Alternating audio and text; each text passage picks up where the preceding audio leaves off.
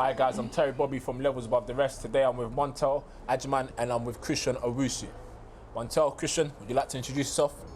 Hi, I'm Montel Agyemang, currently playing for Welling United FC in the Comrade South and Sunday League's outfit SC Dons, playing central midfield. I'm Christian Owusu, the coach at Levels Above the Rest.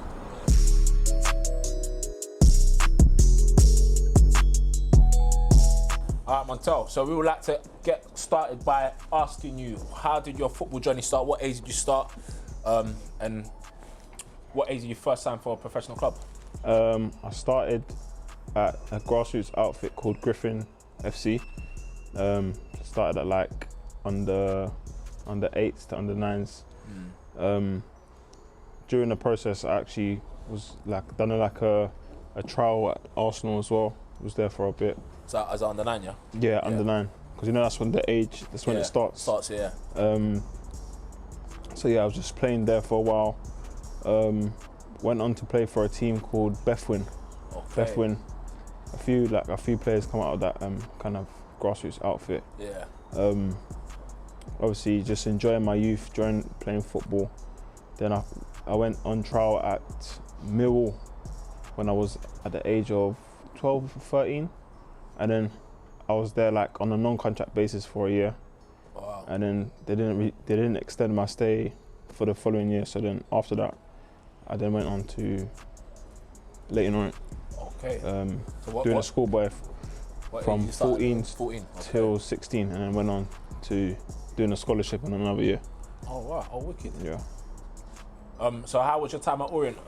Let's say from 14 to 16. Did you enjoy it? Was it? Yeah, no, it was good because it's obviously the first time I'd actually been signed in a professional outfit. Yeah. So I felt like I improved a lot, and I learned a lot of things. I learned some new skills and how to actually play the game. Yeah, okay. Because it's actually a more serious thing. But I felt that was different because, like, when you're playing in an academy setup, there's more pressure. Yeah. And compared to like grassroots is more for enjoyment and stuff like that. So there's still an element of enjoyment in it, but like it's less enjoyment because there's more pressure of whether you're going to get that scholarship or whether you're going to go on to get a professional contract. So yeah. So how was you feeling during the period leading up to you being offered a scholar? Was it nervous times? Obviously, Yeah, you know them times. Every game counts, doesn't it? Yeah, it was nervous times, but like because I believed in my ability so much, I knew that like I was capable of doing it. So by game, training session by training session, I just like worked hard and tried to improve myself every single time. So when I was ever in the light of like the academy management, they will definitely hold me up for one person that would be capable enough to get a scholarship. Oh, it's quality. So take us through your scholarship time. So from 16 to 18, how was that? Obviously it was a new like kind of routine. So full time, innit? Yeah, because you know when you're a schoolboy, you train twice a week. Yeah. Obviously in doing school as well, sometimes you do day release. Okay. So yeah, it varies. But then obviously when you're doing your scholarship, you're training every day. You're almost mirroring the first team. So to adapt to it, it was hard at the beginning because obviously pre-season. Yeah. It's like the intensity's high. But yeah, man, like I took into it well. I think in my first year, I like was privileged enough to like train with the first team. Oh, wicked. Yeah. Quality stuff. Then by the second year, I'd made my debut. For the first team? For the first team, yeah. Oh, fantastic. Yeah. How was that? That was good. It was a surreal experience. Probably one of the best. Yeah.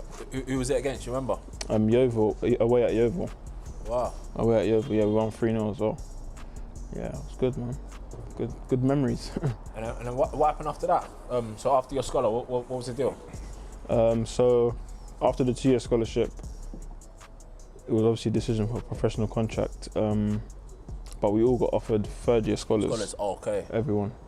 I think it was a financial like decision. Yeah. But I'm not sure.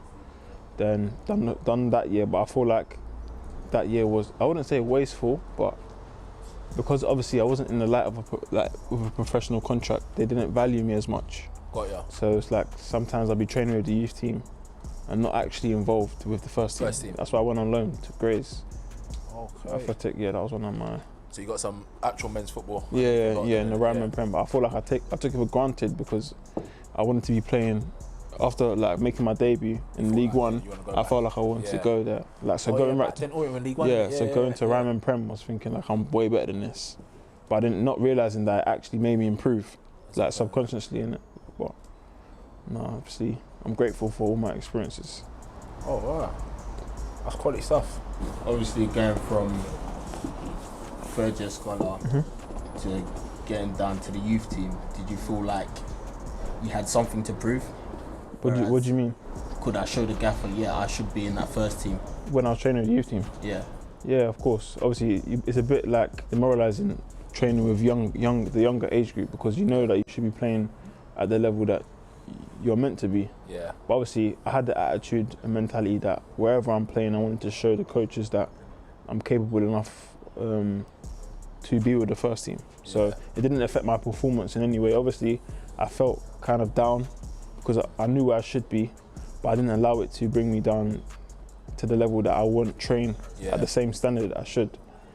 So yeah, I was always trying to prove myself, but sometimes in football, politics takes over. Yeah. We know that within your third year, maybe even your second year, you want to loan to a few Ryman clubs, obviously playing senior football with big men. Did you feel that was more beneficial for your career rather than playing in 23 games, reserve games? At the time, obviously with the young mentality that I had, I thought I'd be better off playing 23s, because obviously you want to be in the setup, training every day, and like obviously the money's better. But like looking back, I feel like I took it for granted. Like I was saying, I feel like if I took it more seriously, I could be in a better position than I am now. Do you know what I mean? Like, but it did actually improve my game, like, because playing with men, playing in a different environment, like playing on a Saturday, like to win points, like rather than playing in the youth league that we was playing in, for development. It's different. Like you're actually getting a taste of real football. You know what I mean? What it actually means, because like there's money on the line, like for the chairman and the manager's job and stuff like that. So how you have to affect the game could affect their money or the manager's role. Touch on the experience and how it was, let's say at Grays. Like, what was the environment like? Was it more? Yeah, like I remember going to the change room. Like the first day, I was thinking, like, what's this? Because it's completely different to what I've actually come from. Not saying that Orion's like Arsenal, but like Grays was like non-league. Do you know what I mean? So it was different, but obviously to adapt to it, it was quite simple. But obviously, like I said, I felt like I take it for granted. I should have done better, but yeah, man. Even the pitches wasn't the greatest. As great as what Orion was, But that's where you got to learn how to, like, as they say, put in the channels. And like scrap off second balls. We can imagine how hard that must have been to adapt, because from watching you play, like from a young age to where you are now, you've been a kind of ball player, someone who likes to get on the ball, make things happen, be creative. So going from that to being told to kind of play to a different way, as in going a bit longer, not keeping it short, just launching it. How did that affect your game? At first, it took me by surprise, because obviously I wasn't used to that, like the dynamic of the game. So to adapt to it, it took maybe a few games to get used to the feel. Because I remember even my first game, I don't think I played well, because like I wasn't doing what the manager wanted. Like, because obviously I'm so used to getting on the ball deep, trying to like play make, but then like I wouldn't put in the channel when he wanted me to. So they even sent me back. Is it? Yeah. Wow. For after the first game, but then they actually needed me for the second game. But in that game, like it was like I had adapted to the game. So he was like, okay, cool. Now you get how we play. We can work with you, kind of thing. And then I just stayed there to the end of the season. But it was hard, like trying to adapt to the way they want me to play, because obviously, like Christian said, I'm somebody who likes to get on the ball, and in some games, like the game could bypass you if you're that type of player in those kind of leagues, because I'm not the most aggressive player. Do you know what I mean? Like tackling and stuff, I wouldn't say that's a main part of my game. But in non-league, you have to adapt your game to that and become more better physically. Okay. Yeah, more of a man, isn't it? I'm going to rewind back to your time at Millwall. You said you was there for basically a whole season. Yeah, on one contract. And obviously they probably had you on the lead, making you think, oh, we're going to sign you or we're not Yeah. going to sign you. Like, how did that make you feel, and how did that even help you focus? Because generally you're given a short time frame, like let's say you're given 8 weeks and we'll make a decision. How did it make you feel like every single month you was going on? So and initially, what was going through your mind? I was playing for a team called VCD, Yeah. Athletic, Okay. yeah, the youth. And like the scouts used to always come and watch me play, but obviously I was kind of chubby, so they were saying, "Oh, he'll be better," like, because obviously they can see the way I can ball. They see the way I can ball, but they said like there was like, "Oh, you'd be better if you was more in shape," kind of thing. Yeah. But the more they came to watch me, the more they said, "Nah, like we want to see this guy in our actual setup training with us." So I went there just to train initially, and they was impressed. So they actually, you know, in those days they give you like you sign some 6-week form to trial. Yeah. So I signed that, and then I kept improving, and as I was there, I was actually losing weight as well. Okay. So training more time. yeah, training more time. Yeah. So there was more impression. They wanted to see like where I could go. So when I actually got into shape and like was better, they just told me no. Okay. Yeah. So then that's when I went to Orion. Did that hit you hard, or how did you feel? How did you react to that? What was your thoughts on it? Because some kids it knocks them back. Yeah, no, of course. Like I was upset because obviously I've been there for so long, pretty much the whole season. Made friends, Yeah, got used to everyone. For them to tell me no, it was hard to take. But I felt like throughout my career I've been mentally tough enough to adapt to any situation that I'm in, and to make something else happen. Do you know what I mean? Because I know I'm good enough to go anywhere else. To be fair, they did help me get to Leighton Orient as well. Okay. So the coach was good with that. And as soon as I went to Orient, within like 2 weeks they signed me. That's why I met Christian. You met Christian. So, Yusi, tell us of probably one of your fondest moments that you've had at Leighton Orient together. I know you both played in the youth team together. In fact, first question: who was the better player between you two? I will let him answer that. We have to leave that to the viewers. I'll leave that to you. Yeah, okay. Obviously, we're different positions, isn't it? It was good playing together. I used to always find Christian in the pockets. Did he score? Yeah, Christian scored a lot of goals still. I wasn't really part of the goals, but yeah, it was good, man. Any fun, memorable moments you two had together at your time at Leighton Orient? Can't really pick one out, but being together day in, day out, you kind of enjoy a lot of moments, a lot of banter going on in the changing room. So, yeah, there was a lot of good times, man. Orient. Did you both play in the FA Youth Cup game when you played against Stoke away?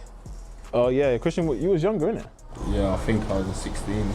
Playing up, yeah. Christian used to play up with us. That's when he was good. Oh, okay. I said he's good. Okay. You said he's gone backwards now, yeah. That's when he was good. He used to be one of our better players when he was younger in the youth team. Done well, man. Then we got to second year and didn't.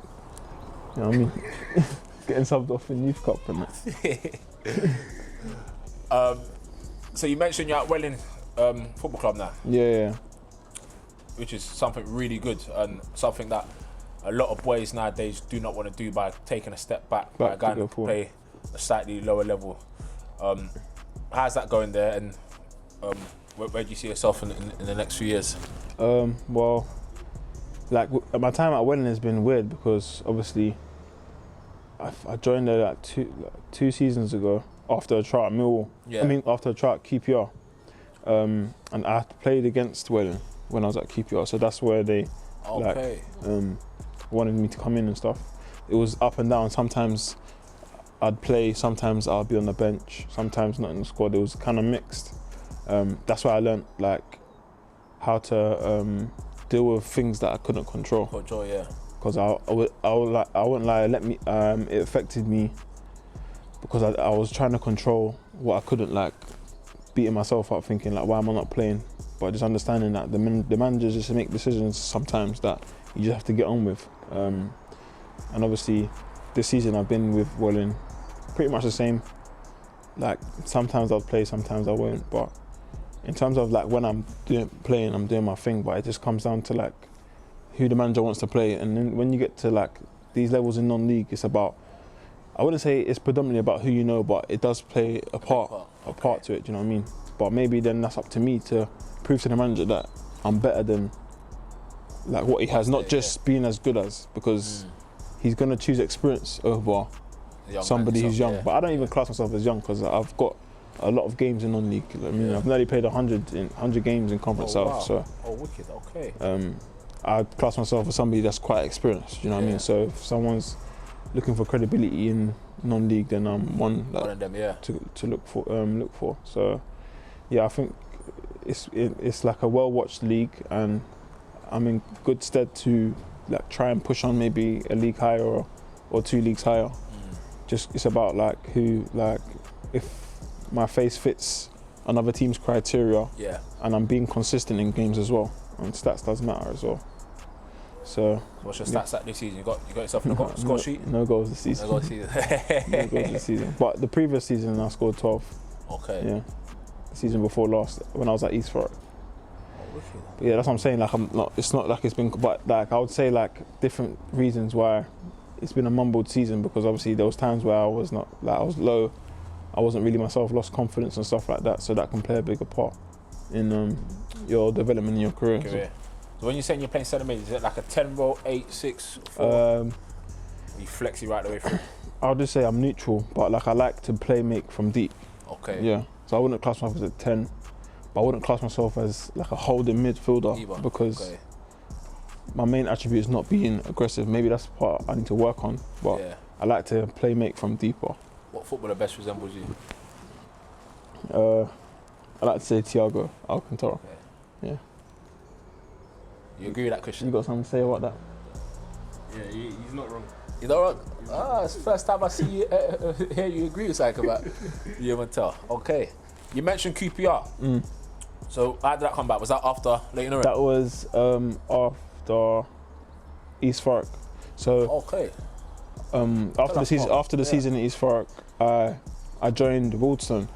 Yeah. Like off the back end of that season, because that's the season that I scored so many goals in. And Woolston was the first club to call me, so I went there, but I didn't work out like during pre-season, like fell out with the manager and stuff like that. So I was clubless for like a month.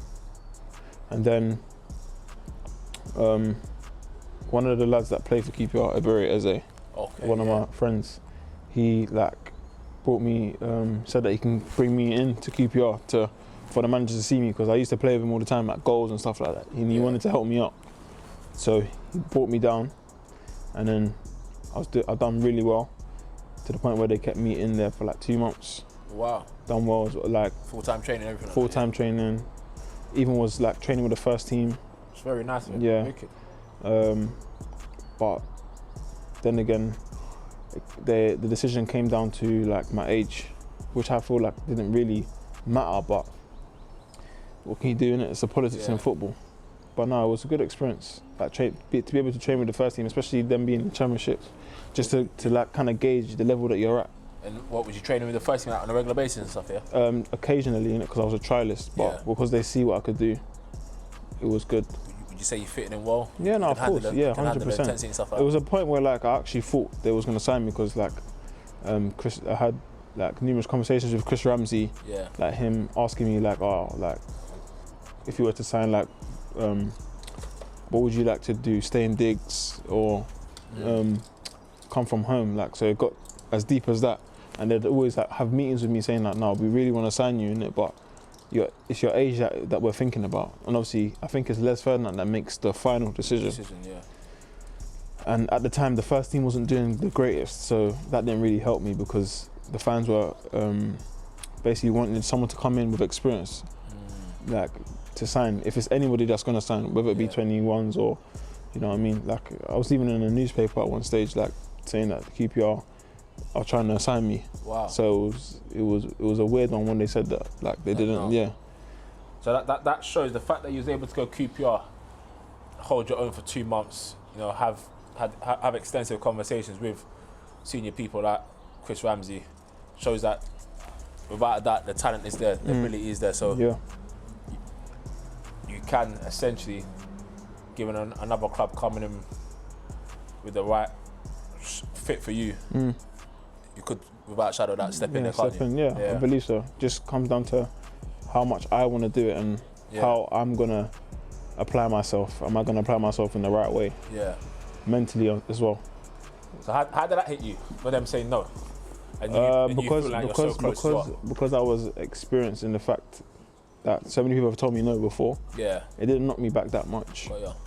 If anything, it gave me a bit more confidence or a bit more drive to try and prove people continuously wrong that I can play at this level. Obviously, deep down, it made me feel like, what do I actually need to do to get to the next level? But I didn't let it get me down too much. And in that period, like, I learned a lot about myself. I learned how to adapt to life, because I wasn't just playing football. I had to do other things. So going to work and stuff like that as well. Because I work with, as a TA with autistic children. Okay. So I've always said to myself, I want to work in a job where I am helping people, not just to get the money. So I actually learn about life and learn about myself. And through what I've been through, I've learned a lot about myself in a positive way, which has given me a stronger head. So, because obviously it's not football that's going to be forever. You need to put your mind in other things so you can develop different habits and different aspects in your life. So yeah. That's quality. You sound like very experienced and mature young man. Yeah. Montel. So would you say all these experiences that you've been through, like the ups and downs, the yeses, the nos, and obviously going up and down UCs has helped you gather your mindset as a young man? I need to focus. It's definitely shaped me 100%.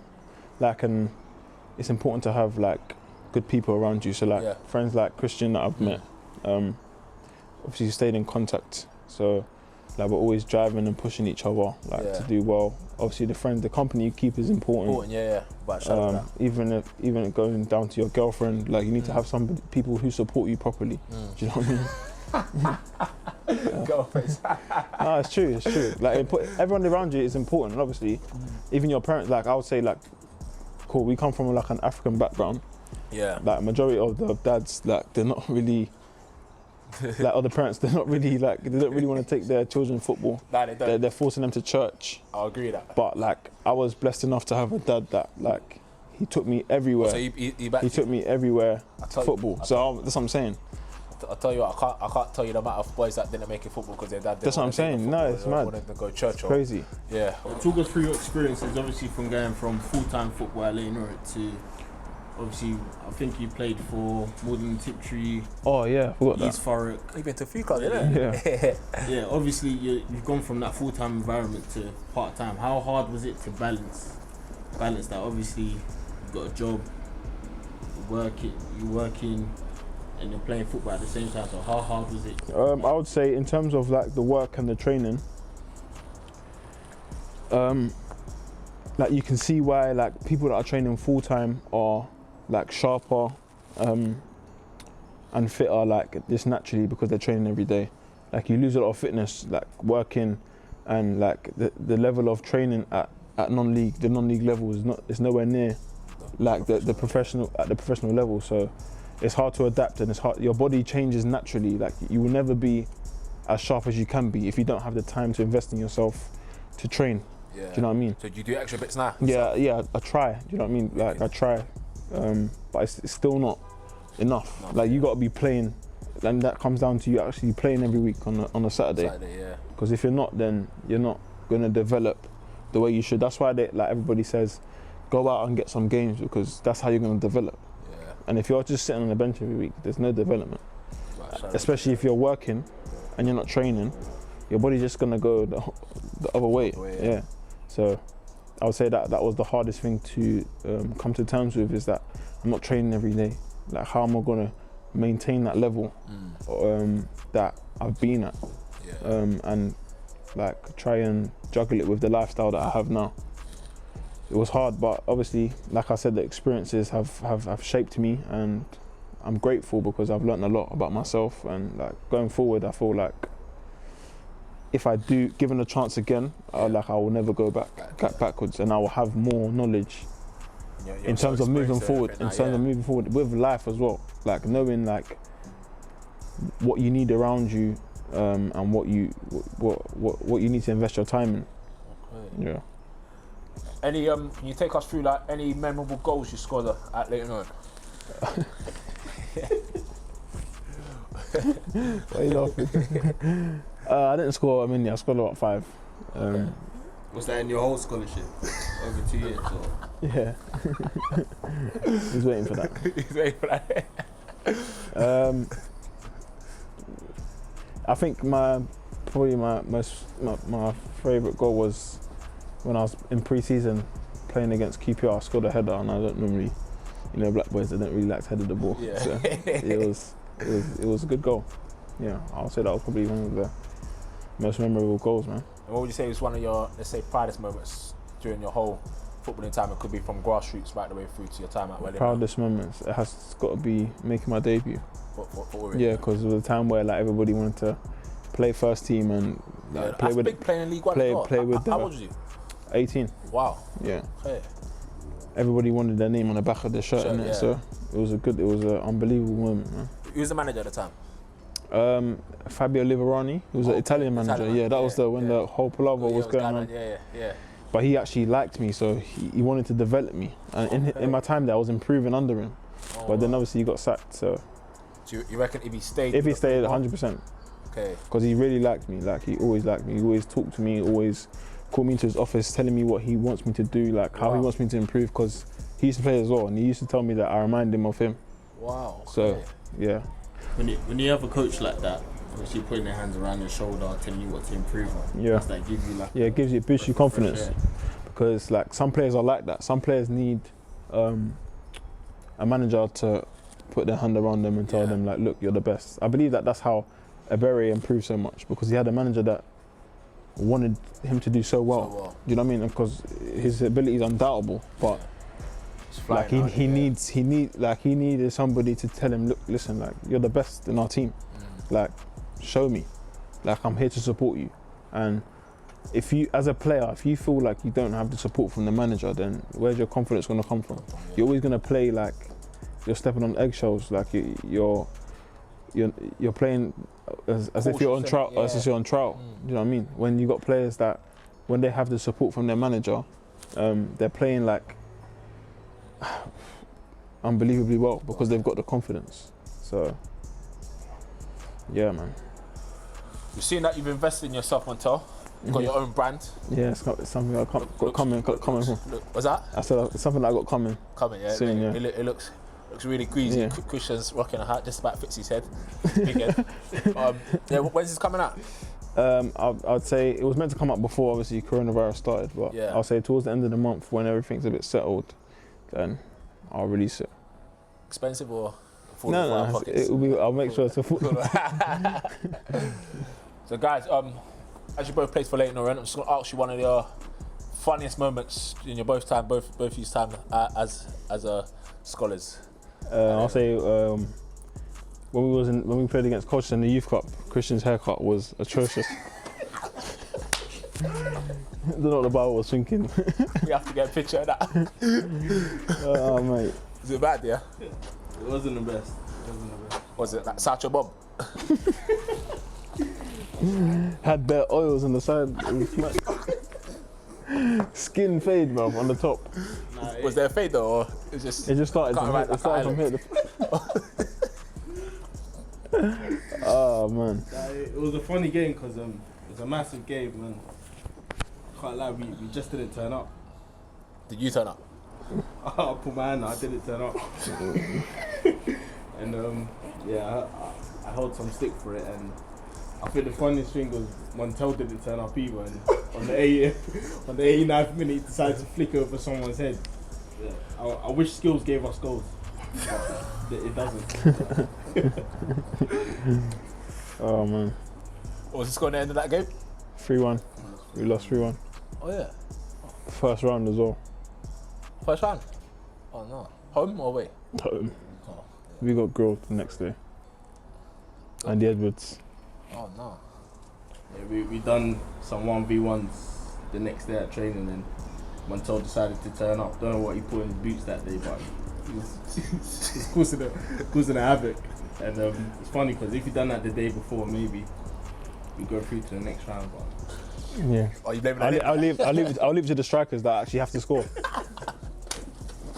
Did he get any chances or?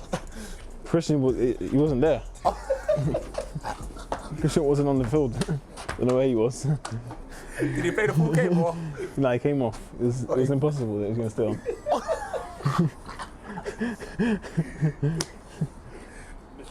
You said they dragged him off, yeah? Yeah, dragged him still. I played 90 though. Chris, how long? might as well not play. I touched him more times than you did. Chris, how long did you play?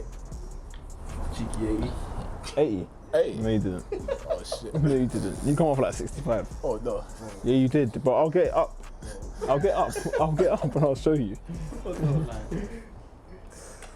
Oh boy. Good times. Good times, man. So Montel, can you give us 3 tips you'll give to aspiring midfielders that are watching today? I'd say to be a top midfielder, one of the main things you need is the awareness, the tactical awareness of the game, because you need to know what you're going to do before you receive the ball, and like you need to know what position you need to be in to affect the game in a way that you might need to in the middle of the area, because in some teams the game might be most effective coming through the midfield. Yeah. Do you know what I mean? So I'd say tactical awareness is a big thing in the midfielder. Your first touch, that sets you up for everything. It sets you up for the next pass. If you're gonna set up to shoot. Yeah. So it's important, because even for me, like, because I love to play make from deep. It's a risky thing to do, like, because your touch could let you down and then the team could score. But because I like to think that my first touch is good, so like I can always maintain possession, even from deep when there's like players around me. Yeah. I always seem to manipulate my way out because of my touch and good feet. What else? I'd say good first touch, tactical awareness, and a good range of pass. Okay. So you might need to pass the ball a longer distance than a shorter distance to change the whole dynamic of the game, or to break a different line. You might need to add a different weight of pass. Yeah. And like long ranges of passes as well. So those are the 3 main things in my opinion as a midfielder. Are you both footed as well? Yeah, I like to think so. Yeah. How important is it to be both footed? Because nowadays we see a lot of youth coming up and they're so one-footed and they're not able to do certain things with the ball on one foot than the other. So no, it's I wouldn't say it's like I wouldn't say it's very significant to be both-footed, but it's definitely a massive bonus, because the pictures in games change constantly. Yeah. You might find yourself on your left and you can't come round the ball to go on your right. It's just unrealistic. So if you had the blessing of a left foot, you'd be able to switch the ball with your left, or touch it with your left, or shoot with your left, kind of thing. So it's important to be both-footed. I wouldn't say like it needs to be so much stronger. I mean, at equal as your strongest foot. Enough to use it. Adequate enough to use it in what you want to do with it. It's definitely a massive bonus. Talk us through your time at SC Dons. Obviously, you're playing there now. You've seen the rise of YouTube football, and you've become this kind of public figure. Yeah. Talk us through that. What do you mean? What do you want to know? Like how did it come? How did it come about? So, the time that I was at QPR, after the time that they told me no, like they didn't want to sign me. Obviously, I wasn't playing football. I know the keeper, Big G. When I was on loan at Grays, he was the keeper, innit? Oh, okay, got ya. So he just called me one morning and said, like, Mons, what are you doing? Like, what are you doing with football? And obviously, I was explaining my situation with QPR, blah blah blah. Then he was like to me, okay, well, do you want to come and we need a favour? Like, I need you to play on a Sunday for me, like, just like, obviously I knew about the SC Dons outfit before he called me, and I wasn't too fond of it because I was kind of camera shy and I didn't like the whole concept of always being filmed. but I just thought I'm not playing football, so I might as well. And obviously, if I needed a favour from him, he would have returned it for me. So I said, oh, why not? Then I remember going there. They made me feel like very welcome. It was like not just a football environment. It was a family-orientated environment. There was like brothers and cousins and stuff like that, and it was just very welcoming. And the reception was very warming. And then even playing the game, like I enjoyed myself so much. Like I feel like that's what Sunday League brings. It brings that sense of enjoyment. Like obviously, like grassroots where I started. Yeah. You're constantly playing for enjoyment and just smiling with your friends. And obviously, Sunday League allows you to do that, to play with your friends and enjoy football. So I felt like it brought back a love for football that I'd lost when I was playing. Yeah, initially, that game. And ever since, I just said I want to play every week. And obviously it was a bonus for them because they don't have many people that take football seriously. So it's like I'm an added quality to their team. So it was good. I really enjoyed it. Crazy numbers on YouTube. Yeah. Like to the point where I get stopped like every day. Yeah. It's crazy. Yeah, man. It's crazy, man. It's good though because it's help building my profile as well for anything else that I might have in mind that I want to do. So. No, I'm definitely enjoying it. It's definitely something that I'm very grateful that I've come across. Those who have obviously watched you play, they can see that your ability is second to none. Yeah. And talk us through, we've seen a clip of yours go viral. What clip? I think it was like the fives. Oh, the flip flap. Yeah, you done flip flap in the air and finished your dinner. Yeah, take us through that. Was that? What, you finished my dinner? Or?